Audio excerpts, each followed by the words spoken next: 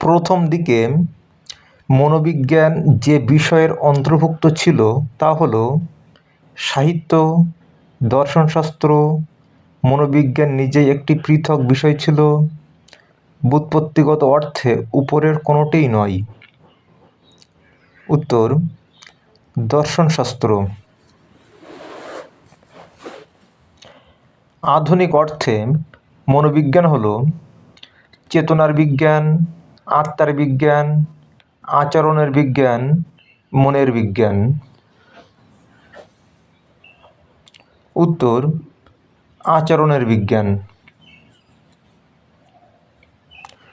মনোবিজ্ঞানের ধারণার ক্রমবিকাশ হল এ মনের বিজ্ঞান থেকে আত্মার বিজ্ঞান থেকে চেতনার বিজ্ঞান থেকে আচরণের বিজ্ঞান, বি আত্মার বিজ্ঞান থেকে মনের বিজ্ঞান থেকে আচরণের বিজ্ঞান থেকে চেতনার বিজ্ঞান, সি আত্মার বিজ্ঞান থেকে মনের বিজ্ঞান থেকে চেতনার বিজ্ঞান থেকে আচরণের বিজ্ঞান, ডি উপরের কোনোটিই নয়।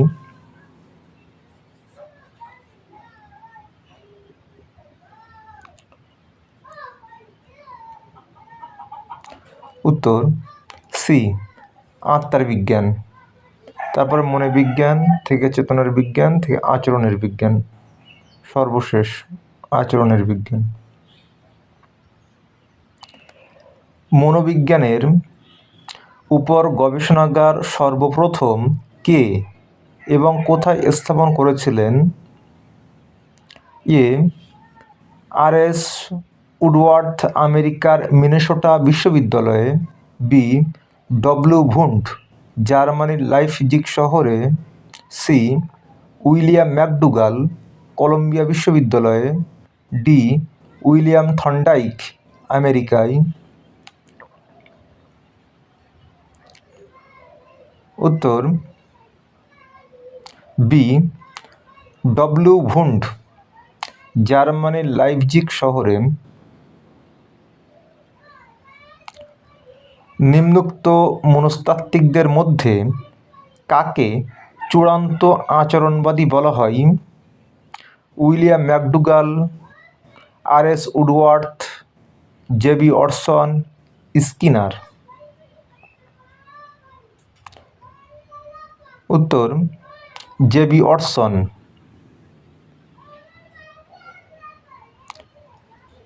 আচরণবাদীগণ আচরণকে ব্যাখ্যা করেছেন এ অভ্যন্তরীণ অভিজ্ঞতার সাহায্যে, বি উদ্দীপক এবং প্রতিক্রিয়ার ফল হিসাবে, সি উপরের দুটোই, ডি উপস্থিত সব উদ্দীপককে সংগঠিত করার পর প্রতিক্রিয়া। উত্তর: উদ্দীপক এবং প্রতিক্রিয়ার ফল হিসাবে।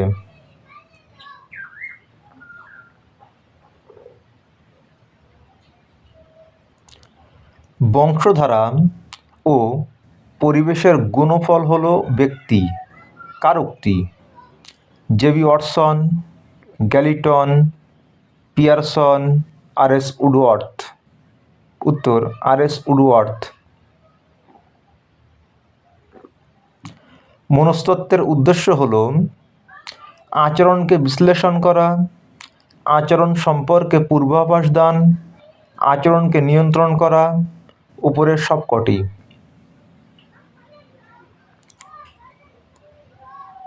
উপরের সবকটি।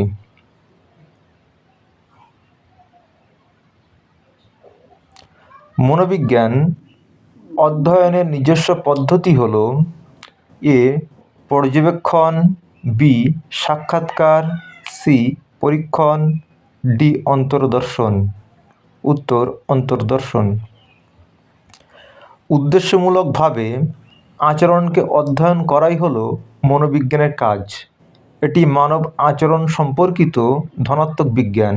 উক্তিটি কার? William McDougall, Woodworth, Herbert Spencer, Skinner. উত্তর: উইলিয়াম ম্যাকডুগাল।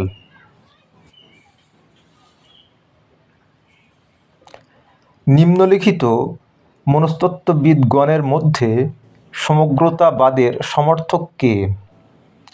Skinner, J. পিয়াজে, Kurt Lewin, Thorndike. Kurt Lewin. সমগ্র অংশগুলির কেবল যোগফল নয় কারা বলেছিলেন? গঠনবাদীগণ, আচরণবাদীগণ, সমগ্রতাবাদীগণ, জ্ঞানমূলক মনোবিদগণ। উত্তর সমগ্রতাবাদীগণ। থর্নডাইককে মনস্তত্ত্বের কোন দৃষ্টিভঙ্গির সমর্থক বলা যায়? আচরণবাদ, সমগ্রতাবাদ, মনোসমীক্ষণবাদ, সংযোজনবাদ। উত্তর সংযোজনবাদ। মনস্তত্ত্বের কোন দৃষ্টিভঙ্গি ফাইনোমেননের উপর বিশেষ গুরুত্ব দিয়েছে? সমগ্রতাবাদ, গঠনবাদ, আচরণবাদ, মানবতাবাদ।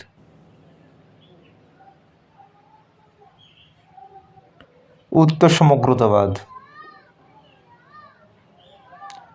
মনস্তত্ত্বের কোন দৃষ্টিভঙ্গি প্রত্যক্ষণের নিয়মাবলী উল্লেখ করেন? আচরণবাদ, সমগ্রতাবাদ, জ্ঞানমূলক মনস্তত্ত্ব, উপরের কোনোটিই নয়।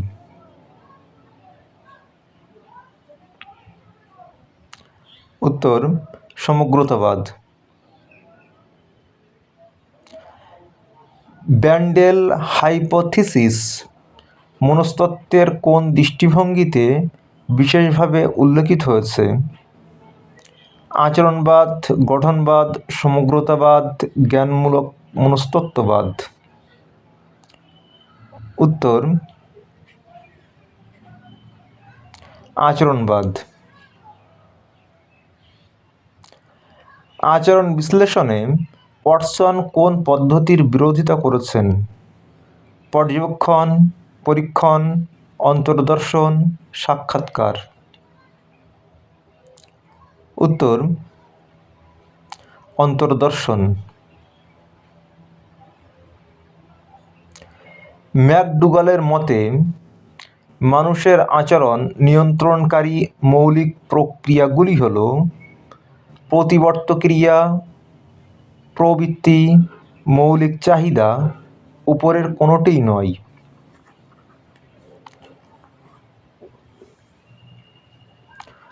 উত্তর প্রবৃত্তি।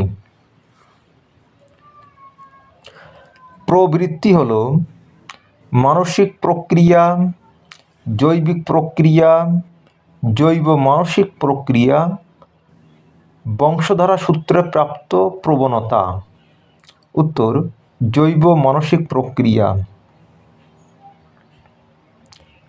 নতুন তথ্য বা জ্ঞান পূর্ব অভিজ্ঞতার সঙ্গে প্রক্রিয়াকরণের মাধ্যমে অর্থপূর্ণ এবং বোধগম্য হয়ে ওঠে কোন মনস্তাত্ত্বিক দৃষ্টিভঙ্গির বক্তব্য?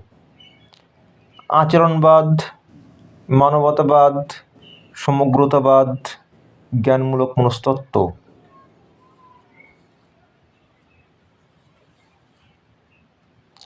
উত্তর জ্ঞানমূলক মনস্তত্ত্ব।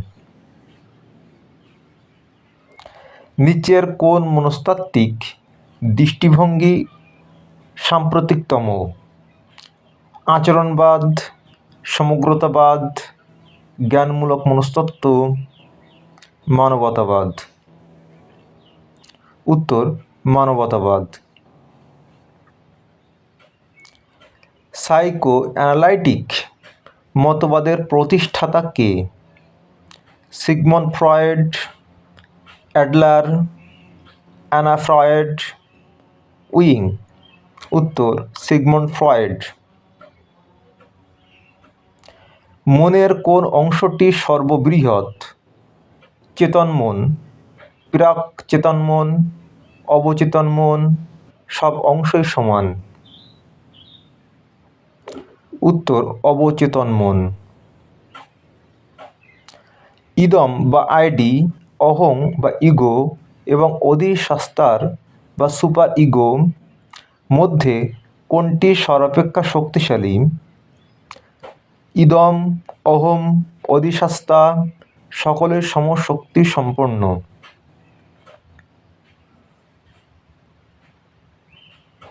উত্তর ইদম বা আইডি। নিম্নোক্ত মনস্তাত্ত্বিকগণের মধ্যে কে মানবতাবাদী? এ ব্রুনার, বি আশুবেল, সি ভাইগডস্কি, ডি রস। উত্তর রস। মনোবিজ্ঞান প্রথমে তার আত্মাকে হারিয়েছে, তারপরে হারিয়েছে তার মন, তারপর হারিয়েছে তার চেতনাও, কিন্তু তার মধ্যে এক প্রকার আচরণ রয়ে গেছে। উক্তিটি কার? Titchener, McDougall, Watson, Woodworth.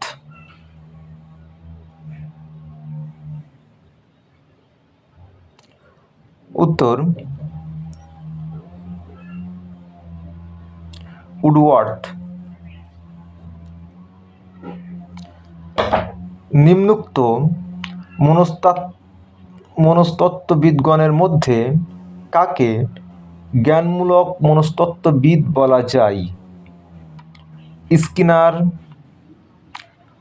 ওয়ারদাইমার, Tolman, Jeff Bruner. উত্তর জেফ ব্রুনার। মনোবিজ্ঞানকে কোন জাতীয় বিজ্ঞানের অন্তর্ভুক্ত করা হয়? প্রাকৃতিক বিজ্ঞান, জীববিজ্ঞান, সমাজবিজ্ঞান, জীবনবিজ্ঞান।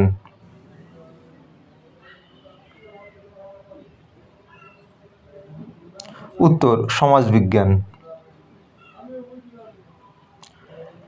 মনোবিজ্ঞানকে একটি পৃথক বিজ্ঞানের বিষয় বলে বিবেচনা করা হয় কারণ এর পরিধি ক্রমশ বিস্তার লাভ করছে, এর নিজস্ব পদ্ধতি আছে, এর নিজস্ব সমস্যা আছে যা সমাধানযোগ্য।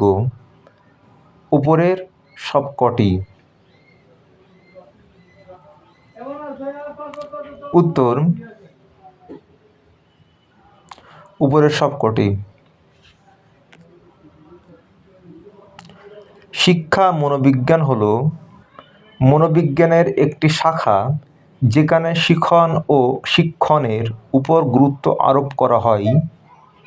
শিক্ষাবিজ্ঞান একটি শাখা যেখানে মানসিক প্রক্রিয়ার উপর গুরুত্ব দেওয়া হয়। পৃথক একটি অধ্যয়নের বিষয় উপরের কোনোটিই নয়।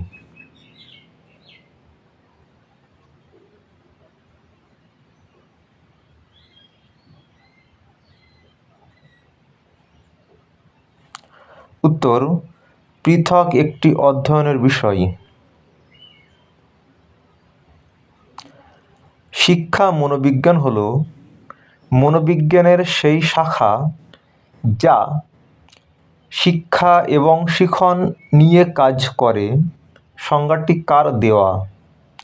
স্কিনারের, স্যান্ডিফোর্ডের, বার্নার্ডের, কোলেসনিকের।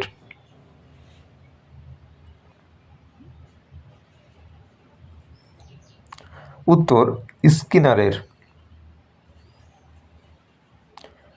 মনোবিজ্ঞানের যেসব তথ্য ও নীতি শিক্ষা প্রক্রিয়াকে ব্যাখ্যা করতে ও উন্নত করতে সহায়তা করে তাদের সম্মিলিত রূপ হল শিক্ষা মনোবিজ্ঞান। সংজ্ঞাটি কার?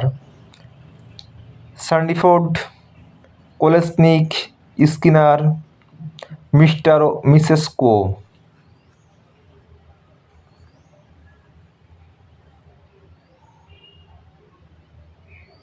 উত্তর কোলেসনিক।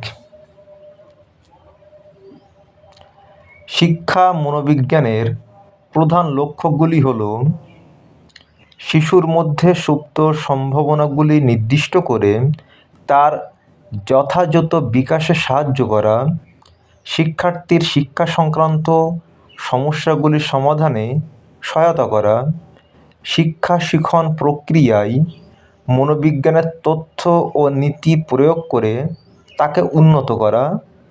উপরের সবগুলি।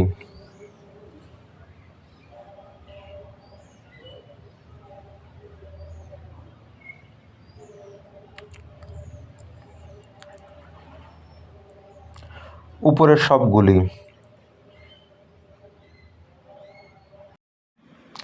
নিম্নের কোনটি শিক্ষা মনোবিজ্ঞানের প্রাসঙ্গিক বিষয় নয়? প্রত্যক্ষণ, দিবাস্বপ্ন, কল্পনা, অস্বাভাবিক মনোবিজ্ঞান। উত্তর দিবাস্বপ্ন। নিম্নের কোন পদ্ধতিটি শিক্ষক এবং শিক্ষার্থী উভয়ের কার্যধারা পর্যালোচনা করে? পর্যবেক্ষণ, কেস স্টাডি, ফ্ল্যান্ডার্স মিথস্ক্রিয়া পদ্ধতি, রাশিবিজ্ঞান। উত্তর ফ্ল্যান্ডার্স মিথস্ক্রিয়া পদ্ধতি। শিক্ষার কোন পর্যায়ের সঙ্গে শিক্ষা মনোবিজ্ঞান প্রত্যক্ষভাবে সংশ্লিষ্ট নয়? পাঠক্রম রচনায়, শিক্ষণ কৌশল নির্দিষ্টকরণে, শিক্ষার ব্যবস্থাপনায়, শিক্ষার উদ্দেশ্য নির্ণয়ে।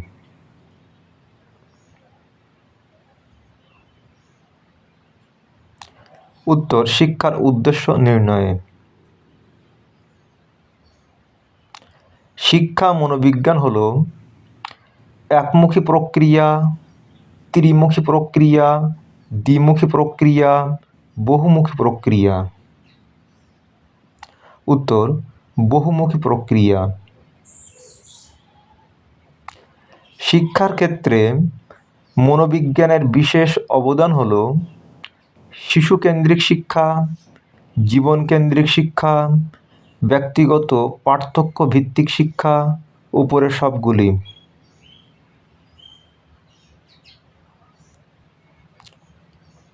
উত্তর উপরের সবগুলি। নিম্নোক্ত বক্তব্যগুলির কোনটি পর্যবেক্ষণ পদ্ধতির অসুবিধা ব্যক্ত করে? পর্যবেক্ষণ পদ্ধতিতে শিক্ষার্থীকে কার্যকালীন অবস্থায় পরীক্ষণ করা যায়। পর্যবেক্ষণ পদ্ধতিতে ব্যক্তিগত প্রভাব দেখা যায়। পর্যবেক্ষণে বৈদ্যুতিন কৌশল ব্যবহার করা যায়। এই পদ্ধতিতে শিক্ষার্থীর মানসিক চাপ থাকে না।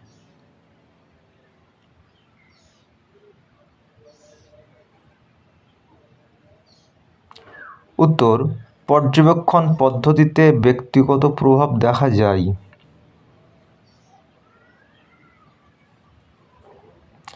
শিশুর বৃদ্ধি ও বিকাশ অধ্যয়ন করার সর্বোৎকৃষ্ট পদ্ধতি হল পরীক্ষামূলক পদ্ধতি, পর্যবেক্ষণ পদ্ধতি, উলম্ব কেস স্টাডি, অনুভূমিক কেস স্টাডি।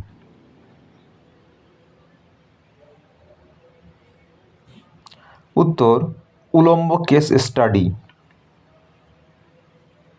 শিক্ষাকে আমি মনস্তত্ত্ব ভিত্তিক করতে চাই উক্তিটি কার? Froebel, Madame Montessori, Rousseau, Pestalozzi. উত্তর পোস্তালৎসি। শিক্ষাক্ষেত্রে ট্যাবুলা বেজ শব্দটি কে ব্যবহার করেছিলেন? Frederick Herbart, John Locke, Herbert Spencer, Plato. উত্তর জন লক।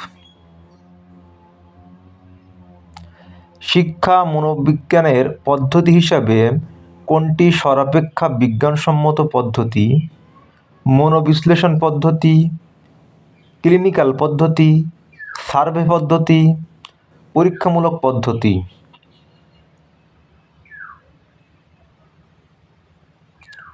উত্তর পরীক্ষামূলক পদ্ধতি। শিক্ষা মনোবিজ্ঞানের কোন পদ্ধতিতে দল নির্বাচন অপরিহার্য? অন্তর্দর্শন পদ্ধতি, পরীক্ষামূলক পদ্ধতি, কেস স্টাডি পদ্ধতি, সার্ভে পদ্ধতি।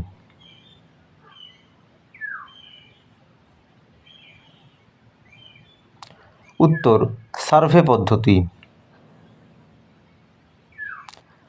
শিক্ষা মনোবিজ্ঞানের উপর পরীক্ষার উদ্দেশ্যগুলি হল শিক্ষার্থীর শিক্ষা সংক্রান্ত আচরণ বিশ্লেষণ, শিক্ষার্থীর শিক্ষা সংক্রান্ত আচরণ সংশোধন, শিক্ষার্থীর শিক্ষা সংক্রান্ত আচরণের নীতি নির্ধারণ। উপরের সবগুলি।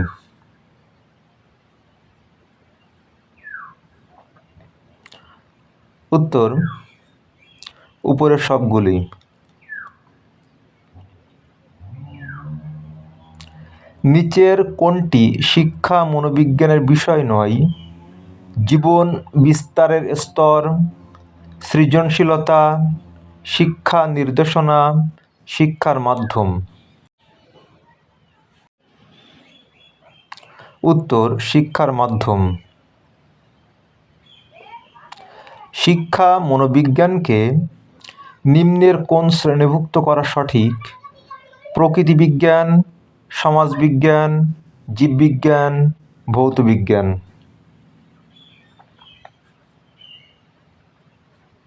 উত্তর সমাজবিজ্ঞান।